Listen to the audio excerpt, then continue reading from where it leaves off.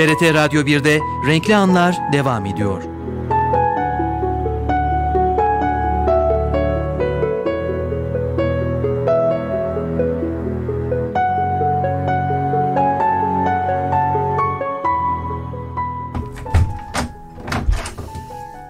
...14-17 saatimiz sevgili dinleyiciler, yavaş yavaş programın sonuna yaklaşıyoruz. Renkli Anlar'da sanal dünya yolculuğumuz başlıyor.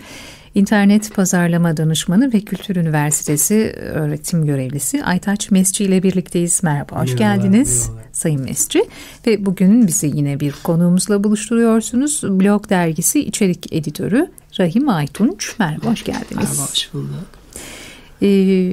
Blog dergisi deyince tabii sanal dergi aslında, sanal dergi, basılmayan, evet. Ele gelmeyen, evet. Elde edilemediğimiz bir dergiden söz ediyoruz. Bugün aslında hani özellikle dergi, işte kitap konularının hepsini normal bizim yaşantımızdakine dokunduk. Bir de dokunamayıp ama çok etkili olan sanal ortamdakilere ilgilenelim dedik. Bu ilgilenmeyi düşündüğümüz zaman da blogdergi.com bu konuda etkili çalışmalardan, sitelerden bir tanesi. Şimdi buna başlamadan evvel ben Rahim Bey'i aslında tanımasını istiyorum konukların. Rahim Bey kimdir? Ondan kısaca bir bahsederek başlayabilir miyiz? Tabii, teşekkür ederim. Rahim Aytunç Muş doğumlu, 1985 doğumlu, evli. Alper adında bir oğlu var. İstanbul'da yaşıyor şu anda ailesiyle beraber. Blogdergisi.com'a da Aralık ayında katıldı. Aralık ayında katıldığında reklam ve pazarlama alanında katıldı. Ama bununla beraber içerik editörü olarak da arkadaşlarına yardım ediyor. Anladım. Peki blog dergisi dedi. Neden blog? Yani sadece blogla mı ilgileniyorsun veya blog konusunu almanızın sebebi nedir? Blog dergisine varmadan önce şöyle bir şey söyleyebilirim. İnternette 200 milyon rakamlı, böyle büyük bir rakamda blog var. Blogcular özellikle sosyal medyaya yön veriyorlar. Bunların sadece %34'ü, 200 milyon civarı bir rakamı, sadece %34'ü markalarla ilgili yazıyor. Kalan %66'lık gibi büyük bir bölüm ise sadece kendi kişisel haberlerini, kişisel zevklerini, kişisel ilgi alanlarını, hobilerini paylaşıyorlar. Biz de onlara yönelik olarak, ilgi alanlarına yönelik olarak nasıl bir şey yapabiliriz diyerek böyle bir oluşum içine girdik. Bu oluşum dedin. Burada enteresan bir bilgi vermek istiyorum. Sizin çekirdek kadrodan biraz bahsedebilir misin? Buradaki ufak bir özellik bizim için çok önemli aslında burada. Evet, çekirdek kadromuzda genelde sürekli öğrenciler yalnızlar. Onlar genelde içeriğimizi sağlıyorlar.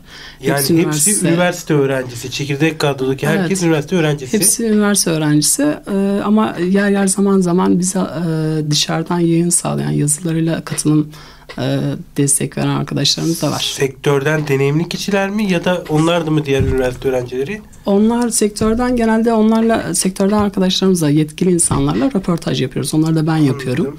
Mesela bu önümüzdeki ay içerisinde yapılacak olan röportaj konumuz Hasan Başusta. O da sosyal medyalarında yetkili biridir. Evet. Peki neden sadece internet dergiciliği? Yani bir de internet dergiciliği aslında hedeflemenizin sebebi de internet dergiciliğini aslında bir tanımlayarak ondan sonra neden internet dergiciliği seçmenizden bahsedebilir misiniz? İnternet dergiciliği. Öncelikle bu sorunun cevabına varmadan önce şöyle bir şey söyleyebiliriz. 21. yüzyılda insanlar haberleri kendi haberlerini oluşturmaya başladılar. Profesyonel olarak yapılan haberler dışında daha kişisel haberler yer almaya başladı.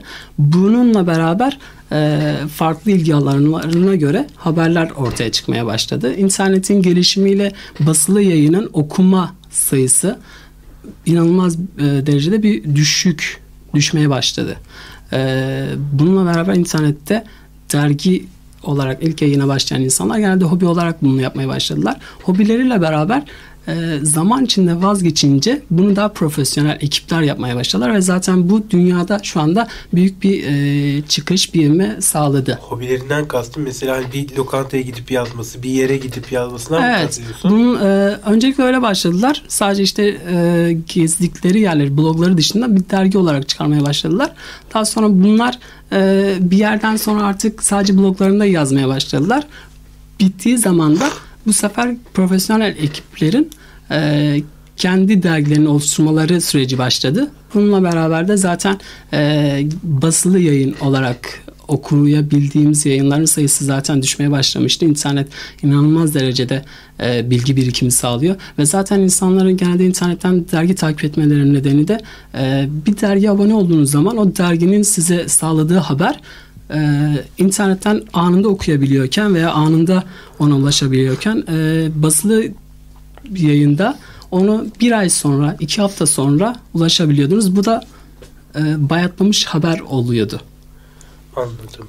Peki şimdi burada önemli bir noktayı vurguladınız. Aslında her içerik yaratan kendi içeriğini yaratıyor. Aynen. Peki burada her içerik yaratan blog dergisine içerik koyabiliyor mu? Bu önemli bir noktadır. Burada ne yapıyorsunuz? Burada şöyle bir şey yapıyoruz. Biraz daha kapsamlı konularına değinen, daha okuyucumuzu daha çok doyurabilen insanların, arkadaşlarımızın yazılarını alıyoruz. Yazılarını alırken de belli bir tarz oluşturmasına veya bir farklı bir alandan bakmasına değil de o konuya hakim olmasına öncelik gösteriyoruz. Peki yani burada blog kavramında aslında kişi yanlış da yazabilir ama bir tarzı vardır. Kendisini anlatan bir tarzı vardır. Bu tarzda dokunuyor musunuz? Kendini anlatan o biraz daha kişisel oluyor.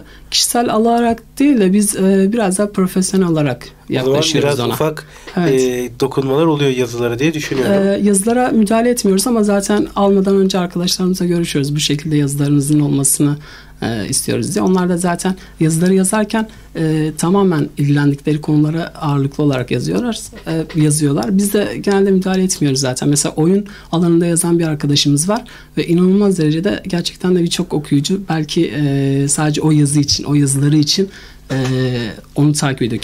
Tabii bu arada arkadaşlarımızın kendi bloglarının sitelerinin adreslerini de veriyoruz. Onlara da trafik sağlıyoruz bu anlamda. Pekala, dergi olarak normalde basılı dergiler belli yerlerdeki etkinliklere sponsor da olurlar, içerik dağıtırlar, bilgilendirirler. Bunu internet ortamında yaptığınız çalışmalar var mı? İnternet ortamında bu yıl ilk defa blogodülleri.com'a blog ödülleri 2010 etkinliğine sponsor. Blog ödülleri nedir? Sponsor oldu. Blog ödülleri de 2008 yılında başladı ilk olarak. Sevgili Eray Endeş'in bir çalışması. Burada da güzel, kaliteli içerik sağlayan bloggerları ödüllendiriyor. Bu da 1., 2. ve 3. seçiliyor. Bu anlamda 1., 2. ve 3. seçildiği zaman o insanların da bloglarına güzel bir trafik akışı sağlanıyor. Bu şekilde onların da markalarla, insanlarla daha çabuk iletişim içine girmeleri sağlanıyor. Biz de onların bu yılki destekleyenleri arasındaydık. Onlara özel olarak da blog ödülleri özel sayısı olarak çıkardık. Öne çıkan her bir blog reklam için de tabii uygun bir mecra oluyor değil mi, evet, kendiliğinden?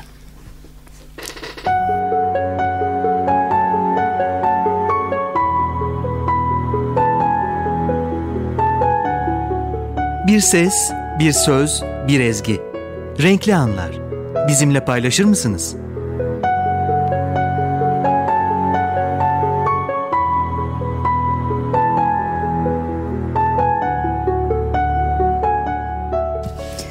Blog dergiciliği ve yayıncılığını konuşmaya devam ediyoruz. Aytaç Mesci danışmanımız bizi konuğumuzla buluşturdu. Blog dergisi içerik editörü Rahim Aytunç diğer konuğumuz. Evet. Şimdi normal basılı mecralarda basılı bir dergi eskiden şöyleydi. İlk basılırdı. Ondan sonra ilgi talep görsün diye bir de internette de siteler açılıp oradaki haberler, hatta daha güncel olanları siteye konurdu. Şimdi bunu tam tersi acaba sizde olacak mı? Yani sizde sadece internette varken basılı hale de dönmeyi düşünceniz var mı ileriye dönük? Böyle bir projeleriniz oluyor mu? Böyle bir şey düşünmedik. Neden derseniz çünkü sadece bloggerların internet üzerinden yayın yaptıkları göz önüne alınırsa bu anlamda öyle bir şey aklımıza gelmedi ama düşündüğümüz zaman da çok büyük giderleri olacağını düşünüyoruz. Onları karşılayabilecek herkes öğrenci olduğu için öyle bir karşılayabilecek birikimimiz yok. Ama zaten biz de internet üzerinden devam ettirmeyi düşünüyoruz. Anlıyorum. Peki burada tahmin ediyorum bir pazarlama içeride uğraşıyor. Pazarlama kısmıyla emek veren arkadaşlar da var. Bunlar yani blogdergisi.com'u pazarlamak nasıl stratejiler uyguluyorsunuz? Neler yapıyorsunuz? Bunun için zaten bize gelen arkadaşlarımız arasında blogların yazılarını gönderdikleri zaman öncelikle bloglarına bakıyoruz. Gönderdikleri yazıların içeriğine bakıyoruz. Blogların içeriğine baktığımız zaman da nasıl bir içerik izlediklerini, nasıl bir yol izlediklerine bakıyoruz. İzleyici, takipçi sayısını göz önüne alıyoruz. Bununla beraber yazılarını biz yayınlıyoruz. Zaten yazılarını yayınladıktan sonra arkadaşlar da kendi bloglarında linklerini veriyorlar dergimizin. Bannerlar yayınlıyorlar, bannerlar bırakıyorlar. Evet.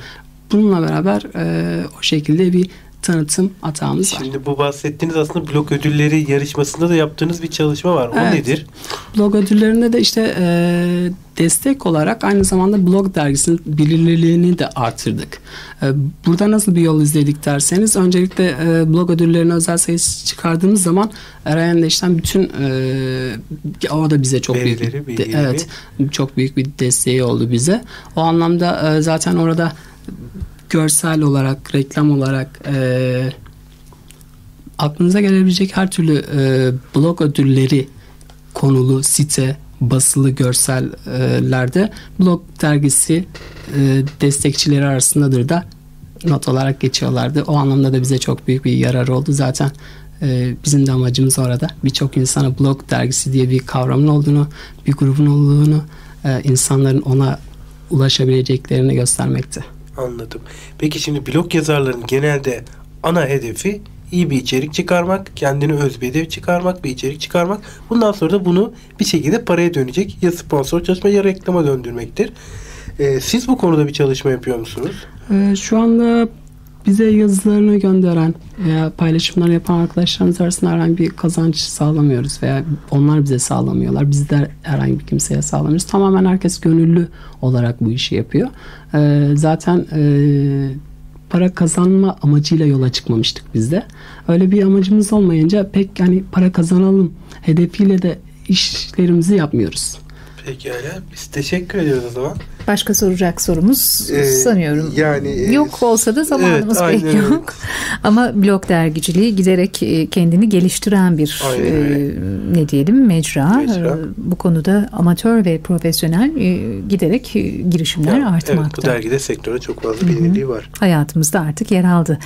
Aytaç Mesci teşekkür ediyoruz. Katıldığınız için, bizi konuğumuzla buluşturduğunuz için. İnternet Pazarlama Danışmanı ve Kültür Üniversitesi öğretim görevlisi Aytaç Mesci bizi bugün konuğumuzla buluşturdu.